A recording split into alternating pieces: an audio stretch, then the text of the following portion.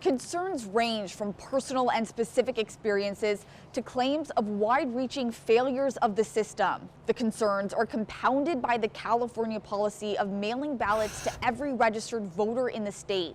It was first enacted to make voting easier during COVID, but became permanent this year. Many presenters are worried messy voter registration lists, a lack of adequate training, and the use of machines to count votes leads to mail-in ballots falling into the wrong hands and other inaccuracies in our elections.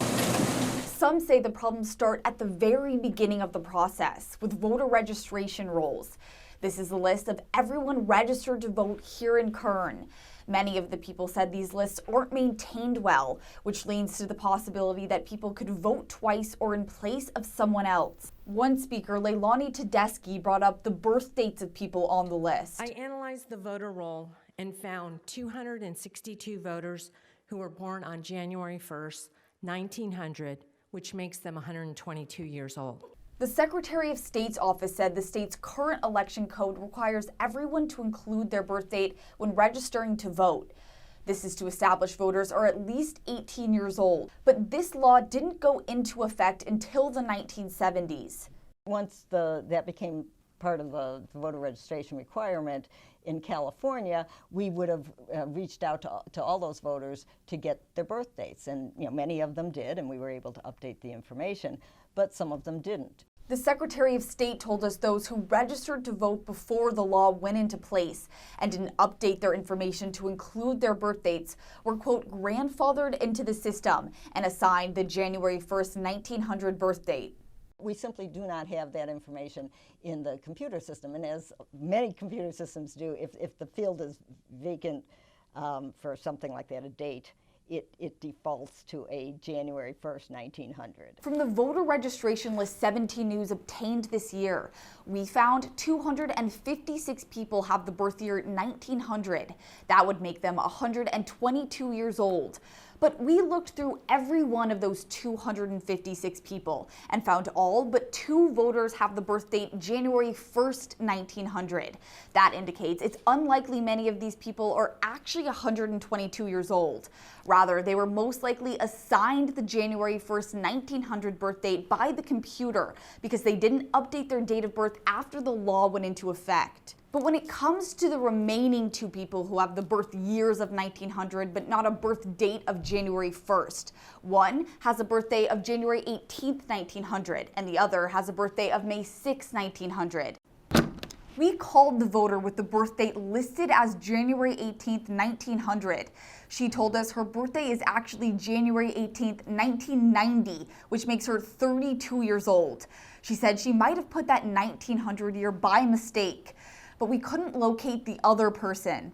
We wanted to see if the 254 people who were listed with the birth date of January 1st, 1900 actually voted or were sent a ballot in 2020. Remember, these are the voters that appear to have been assigned the January 1st, 1900 birth date by the computer due to the state's new law in the 1970s. We found that of the 254 who were sent ballots, only 10 voted by mail, 127 didn't vote at all, 104 voted by absentee ballots, which is different from vote by mail ballots. 12 voted the old-fashioned way, in person at a polling place, and 1 ballot was challenged and therefore not counted. Now, moving to another issue raised with the voter rolls. Many said they noticed registered voters listed twice. I did some checking of the voter rolls. Took me less than a half an hour, and I got halfway through the letter A, and I found 20 duplicates on the voter rolls. Perone said he counted a duplicate as registered voters with the same name, address, and date of birth. 17 News looked at all the registered voters with the last name that starts with A and found 23 registered voters had the same first, middle, and last name and exact same address. We excluded those indicating they are father and son by putting a suffix of senior, junior, the third, and so on. When we took a closer look at these 23 matches with the same name and address, we found none of them had the same phone number and birthday. We should note, however, that many did not have a phone number listed at all.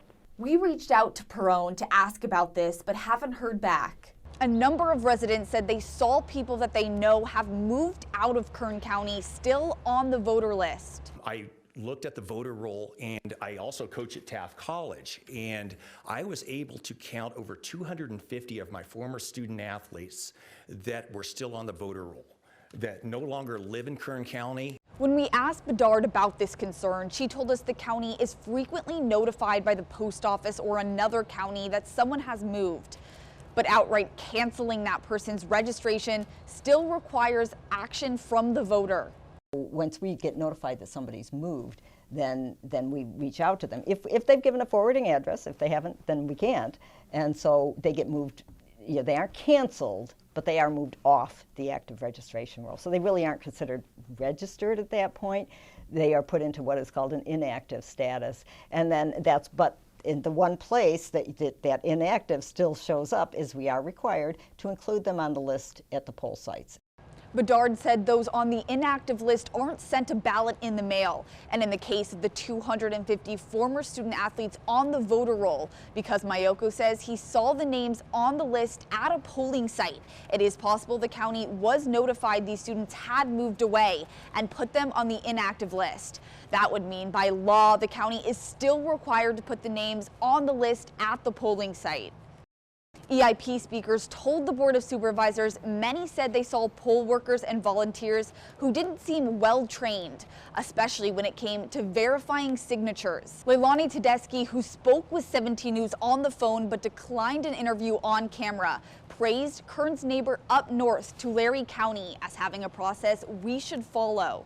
In Tulare County, only full-time employees who have completed 3 hours of annual training conducted by the FBI are granted the responsibility for performing this critical process. 17 News spoke with Tulare County Registrar of Voters Michelle Baldwin.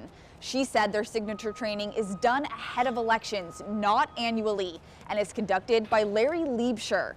Liebscher is not a part of the FBI, but worked for 17 years as the lead investigator for the Reading Police Department's Forensic Crimes Unit. He now operates Forensic Handwriting Services, where he provides training to city, county, state, and federal entities. Bedard said Kern County employees also receive training on how to verify signatures from Liebscher, just like in Tulare. Bedard specifically said last year 5 employees were sent to the training by him in October 2021, and 7 employees attended his training in August 2021. But when it comes to the training of poll workers, Bedard acknowledged it was harder to train those during the 2020 and 2021 recall elections. She said this is because the training sessions were online due to COVID. However, Bedard said she believed the training was still sufficient. Lastly, many have expressed deep skepticism about the integrity of voting machines. Since the 2016 election, Kern and 24 other California counties have used Dominion machines to count ballots. Many have shown concern that these machines could be connected to the internet and be subject to hacking. The county said the machines are called a closed network, meaning they aren't connected to the internet. And the only way to access the server is by being in the room where the ballots are counted at the elections office, and access is extremely limited.